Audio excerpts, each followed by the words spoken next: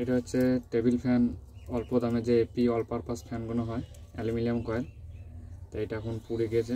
তো এটা এখন চেঞ্জ মানে খোলার নিয়ম হচ্ছে এরকম একটা 3 ইঞ্চি সকেটের মধ্যে নিয়ে এদিকে রেখে উল্টো দিকে রেখে মারলে পারি খুলে যাবে।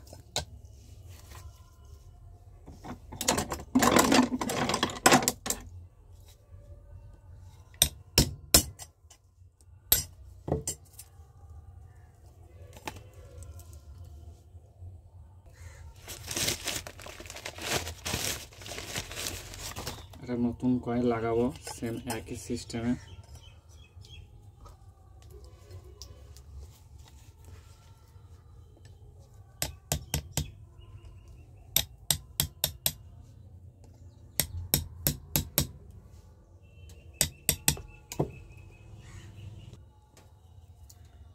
লাগানো হয়ে গেছে নতুন কয়েলটা। এখন